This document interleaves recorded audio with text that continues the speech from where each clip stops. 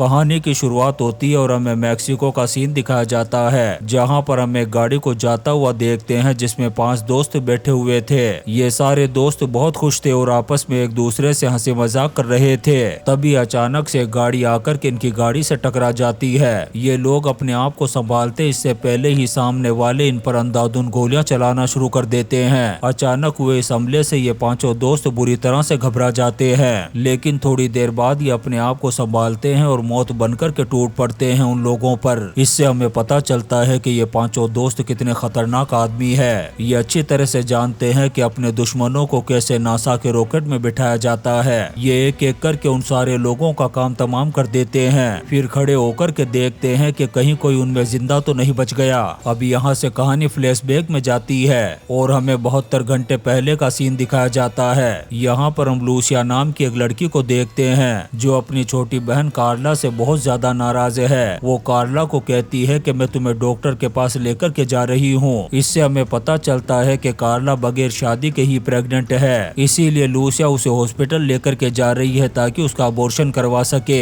इसके बाद ये दोनों निकल पड़ती हैं अपनी बाइक लेकर। जब ये रास्ते में अपनी बाइक को रोकते हैं तो कार्ला की नजर पड़ती है सड़क के किनारे पर, जहाँ पर बहुत सारी लाशें पड़ी थी। लाशों को देख कर के कार्ला को उल्टी होने लगती है। वो लूसिया से कहती है कि हमें पहले पुलिस स्टेशन चलना चाहिए। ये दोनों निकल पड़ते हैं पुलिस स्टेशन जाने के लिए। तभी हम पुलिस स्टेशन के बगल में एक बार को देखते हैं जिसमें 2 लोग बैठे हुए थे जिनका नाम है अरमांडो और टोरो। अचानक से इन्हें लड़कियों की आवाज सुनाई देती है। जैसे ये बाहर आते हैं तभी हम उन्हीं 2 बहनों को देखते हैं जिन्हें गुंडों ने पकड़ रखा था और उनसे बार बार एक ही सवाल पूछे जा रहे थे कि बताओ तुमने क्या देखा था और तुम पुलिस स्टेशन में किस चीज की रिपोर्ट लिखवाने के लिए आई हो।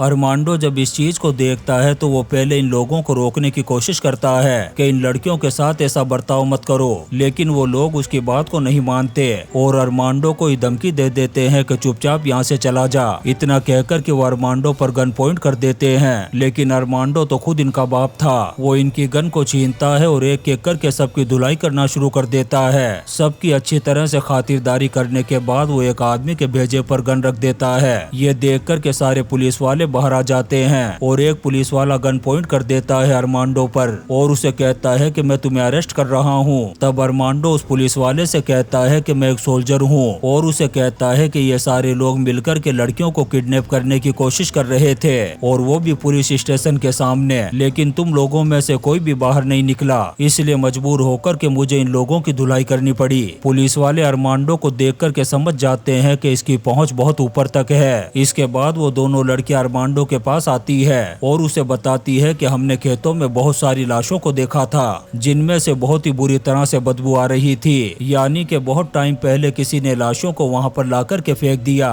और कार्टिल के अलावा ये काम कोई और नहीं कर सकता। अब सारे के सारे सोल्जर्स जाने लगते हैं वहां पर और उस पूरी जगह की खुदाई करना शुरू कर देते हैं। तब उन्हें बहुत सारी लाशें जमीन के अंदर दबी हुई मिलती है और ये सारी की सारी लाशें थी सोल्जर्स की, जिन्हें देखकर के पूरे शहर में अफरा तफरी का माहौल हो जाता है। अब इन्हें कैसे भी करके उन लोगों को ढूंढना होगा जिन्होंने इन सोल्जर्स को मौत के घाट उतारा था। जब ये बात जनरल तक पहुँचती है तो वो एक मीटिंग बुलाता है और कहता है कि हम एक ऐसी खतरनाक टीम तैयार करेंगे जो उन लोगों को पाताल में से भी ढूंढ निकालेगी। अब जनरल ये सारा का सारा काम देता है अरमांडो को और उसे कहता है कि तुम अपनी एक टीम तैयार करो और किसी भी कीमत पर ढूंढ निकालो उन गुनहगारों को।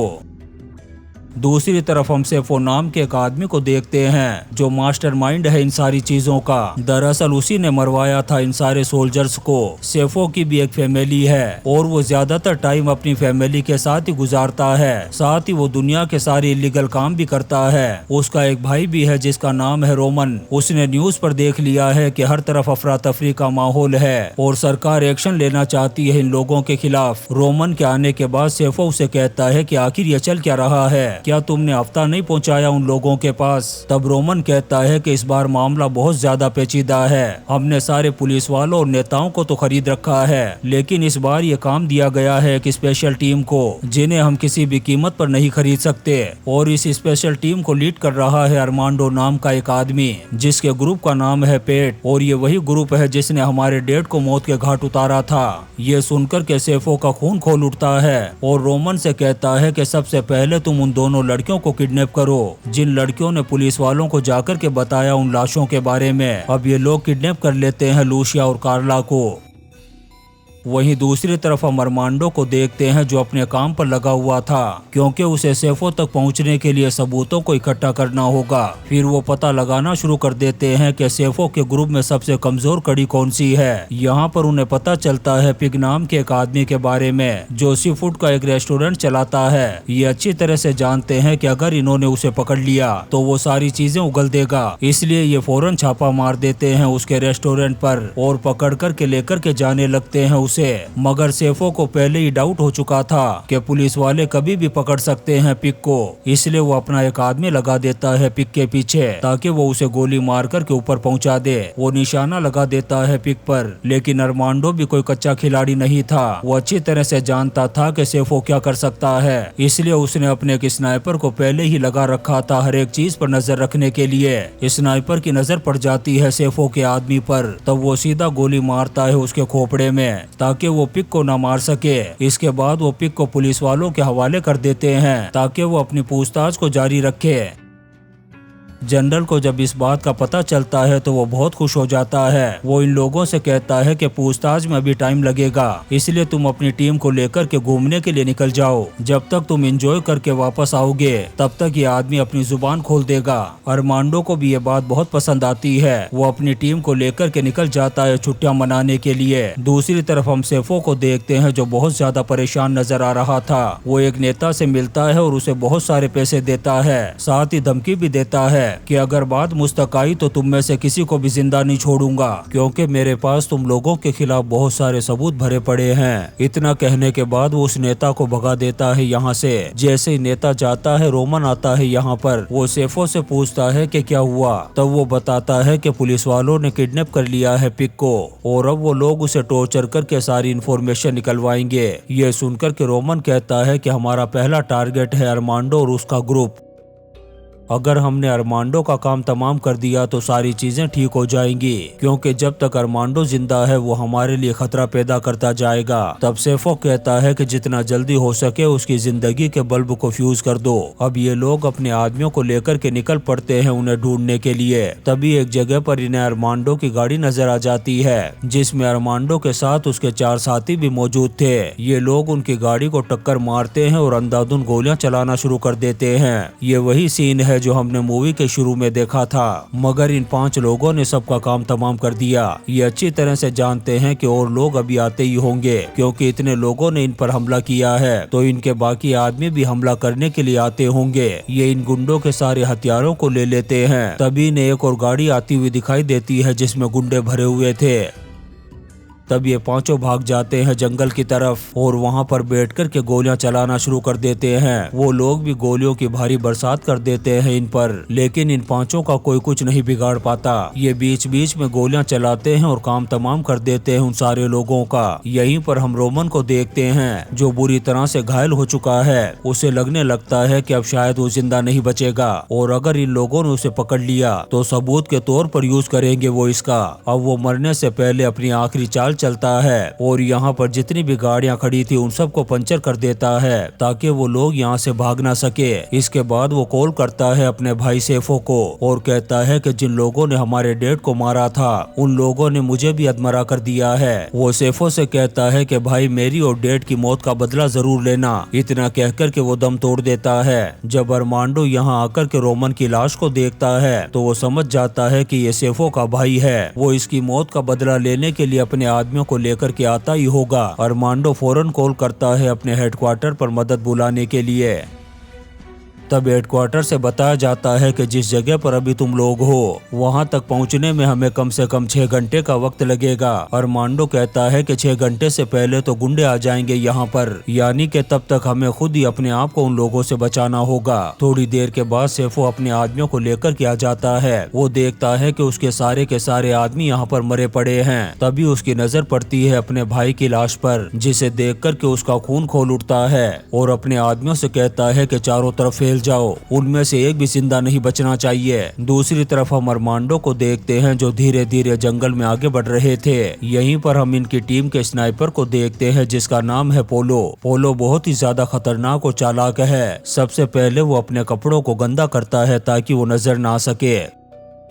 थोड़ी देर बाद ये सेफो के आदमियों को देखते हैं अपनी तरफ आते हुए, तब ये अपनी अपनी पोजीशन ले लेते हैं। जब ये उन लोगों को गिनते हैं तो वो सिर्फ 9 लोग थे, यानी कि सेफो ने अपने आदमियों को अलग अलग हिस्सों में बांट दिया था। तब सबसे पहले पोलो लगाता है निशाना और 2 लोगों का काम तमाम कर देता है। फिर अरमांडो भी मार देता है 2 लोगों को। इस चीज को देखने के बाद बाकी 5 लोग एक जगह पर छुप जाते हैं। जब पोलो उन्हें मारने के लिए आगे आता है तब वो सीधी गोली मारते हैं पोलो के सीने पर। पोलो जख्मी होने के बाद भी गोली चलाता है उन पर। तभी पोलो की टीम के 3 लोग आते हैं झाड़ियों के अंदर से और उन 5 में से 4 लोगों का काम तमाम कर देते हैं। उस ग्रुप में एक लड़की भी थी जो यहाँ से भाग चुकी है। इधर ये लोग पोलो के पास आते हैं और उसका इलाज करते हैं। उधर वो लड़की भाग कर के पहुँच चुकी थी सेफो के पास और उसे बताती है कि हमारे 8 लोग मारे गए। दूसरी तरफ हम अरमांडो को देखते हैं जो ये सोच रहा था कि आखिर इन लोगों को हमारे बारे में कैसे पता चला। फिर वो समझ जाता है कि शायद ये हमारे फोन को ट्रैक कर रहे थे। तब वो अपने सभी साथियों से कहता है कि अपने अपने फोन मुझे दे दो। दूसरी तरफ सेफो धीरे धीरे आगे बढ़ रहा था।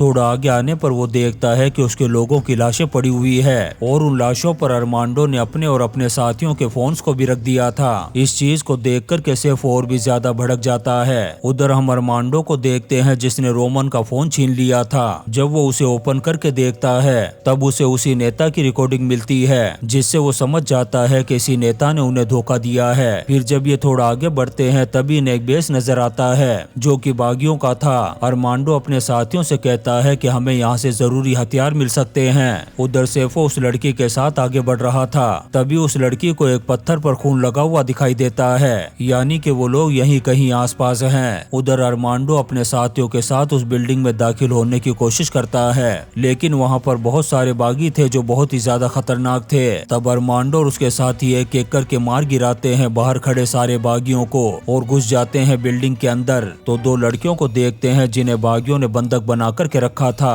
और ये लड़कियां कोई और नहीं बल्कि वही 2 बहनें हैं। अरमांडो इन सारे बागियों का काम तमाम करके बचा लेता है इन दोनों बहनों को। फिर ये हथियारों को इकट्ठा करना शुरू कर देते हैं और उन दोनों बहनों को बुलेट प्रूफ वेस्ट पहना देते हैं। शाम होते ही ये लोग बाहर आते हैं। तभी एक गोली आकर के लगती है लूसिया की छाती में, लेकिन शुक्र है कि उसने बुलेट प्रूफ वेस्ट पहन रखा था।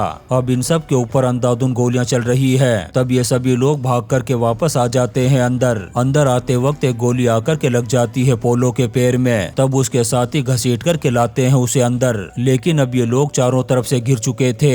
इनके पास बचने का कोई भी रास्ता नहीं था। ये लोग सोचने लगते हैं कि आखिर हम यहाँ से बाहर कैसे निकलेंगे। तभी इनका एक साथी कहता है कि नीचे सुरंग है, हम वहाँ से बाहर निकल सकते हैं। तब ये लोग दरवाजा खोलते हैं और सुरंग के रास्ते से भागना शुरू कर देते हैं। फिर अरमांडो उन दोनों बहनों को भी बंदूकें पकड़ा देता है और उन्हें ये भी बताता है कि गोलियां कैसे चलानी है। दूसरी तरफ हम इनके दुश्मनों को देखते हैं जो बक्सों को खोलते हैं और ऐसी खतरनाक बंदूकें बाहर निकालते हैं जिनसे निकलने वाली गोलियां दीवारों को भी छलनी कर देगी। इस चीज को देखने के बाद ये सारे लोग जमीन पर लेट जाते हैं ताकि उन गोलियों से किसी तरह से बच सके। बहुत देर तक ऐसे ही गोलीबारी होती रहती है, लेकिन थोड़ी देर बाद जब गोलीबारी रुकती है तो ये समझ जाते हैं कि वो लोग मैगजीन रिलोड कर रहे होंगे। तब ये लोग जल्दी से बाहर निकलते हैं और अंधाधुंध गोलियां चलाना शुरू कर देते हैं, जिससे वो लोग जो इन खतरनाक बंदूकों का इस्तेमाल कर रहे थे वो सारे के सारे मारे जाते हैं। जब सेफो इस चीज को देखता है तो वो गोलियां चलाना शुरू कर देता है और एक गोली आकर के लगती है इनके साथी को। देखते ही देखते ये सारे लोग घायल होने लगते हैं। अरमांडो का एक साथी बुरी तरह से जख्मी हो गया था। कार्ला आकर के उसे संभालती है, लेकिन तभी सेफो के आदमी सुरंग के रास्ते से ऊपर आ जाते हैं और उस पर अंधाधुंध गोलियां चला देते हैं, जिससे उसकी वहीं पर मौत हो जाती है। अब इन चारों लोगों को लगने लगता है कि सिर्फ सेफो ही जिंदा बचा है। जब ये बाहर आते हैं तब सेफो गोली चला देता है जो जाकर के लगती है पोलो को। इस चीज को देखने के बाद अरमांडो और उसके दोनों साथी भड़क जाते हैं। वो तीनों बाहर आते हैं सेफो को मारने के लिए। तब सेफो उनके सामने हथियार डाल देता है, लेकिन अरमांडो के दोनों साथी बहुत ज्यादा गुस्से में थे।